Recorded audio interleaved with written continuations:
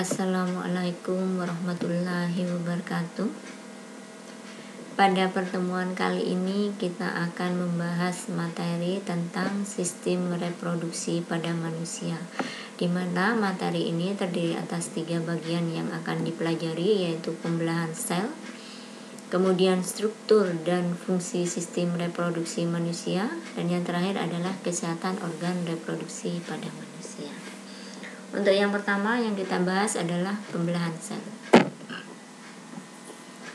Pembelahan sel itu ada 2, yaitu pembelahan mitosis dan pembelahan meiosis.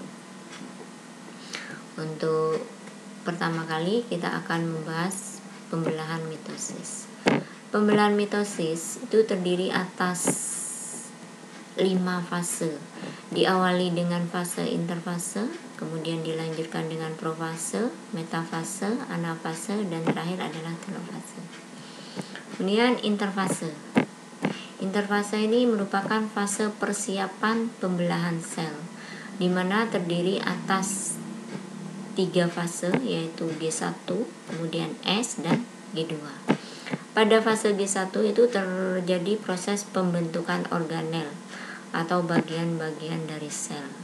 Kemudian dilanjut pada fase S, di mana pada fase S ini terjadi proses replikasi DNA atau perbanyakan DNA. Kemudian dilanjutkan dengan proses pertumbuhan organel yang terjadi pada fase G2. Nah, di sini ini berarti fase interfase selesai, sehingga akan dilanjutkan pada fase berikutnya, yaitu fase profase. Pada fase profase, benang-benang kromatin ini akan memendek dan menebal, membentuk kromatid. Kemudian kromatid akan berpasangan yang disebut dengan kromosom yang ada di tengah ini. Kemudian membran inti, lingkaran di tengah ini nanti akan menghilang,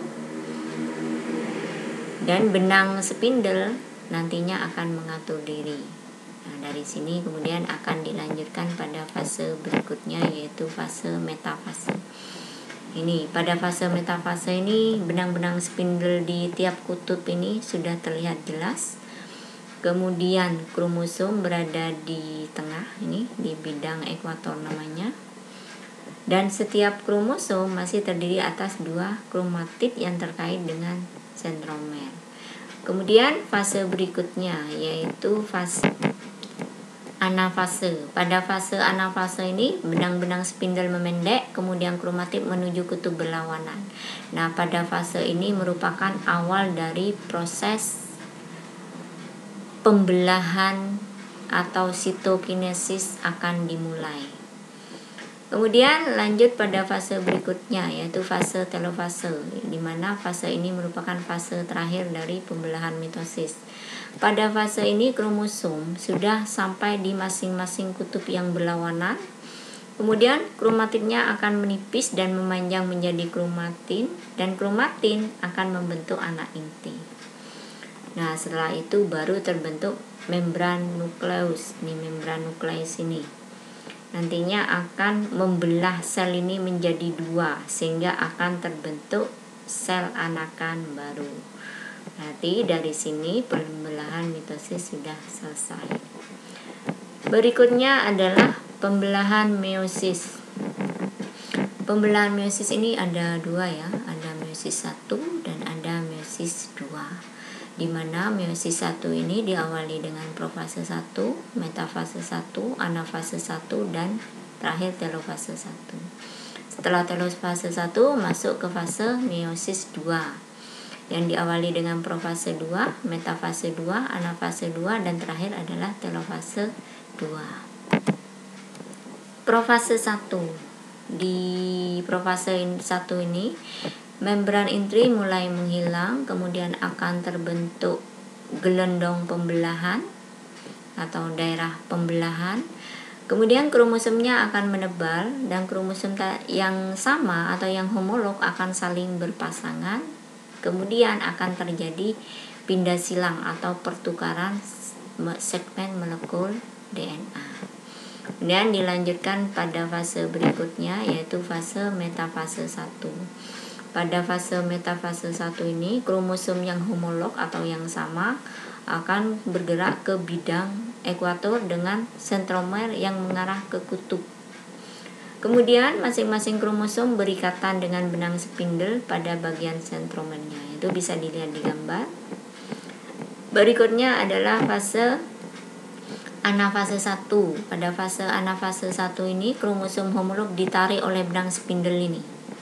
Benang garis-garis berwarna kuning pada gambar itu namanya benang spindle ke arah kutub pembelahan sehingga tetap berpisah. Kemudian kromosomnya akan bergerak menuju kutub berlawanan. Setelah itu membran sel akan melengkung ke tengah. Membran sel bagian luar ini akan melengkung di bagian tengahnya. Nah, ini di sini nanti selnya akan membelah menjadi 2. Berikutnya adalah fase telofase 1. Pada fase telofase 1, retikulum ini akan membentuk membran inti di sekitar kelompok kromosom pada kutub pembelahan. Kemudian nukleus atau inti sel akan terbentuk. Setelah itu baru terjadi proses pembelahan sitoplasma sehingga selnya akan menjadi 2 sel anakan. Nah, di sini fase pembelahan meiosis 1 selesai. Dilanjutkan pada fase pembelahan meiosis 2, yaitu tahap profase 2. Tadi pada fase pembelahan meiosis 2 itu sudah terbentuk 2 sel anakan. Ini 2 sel anakan. Nah, di sini nanti 2 sel anakan ini akan mengalami fase yang sama seperti pada meiosis 1.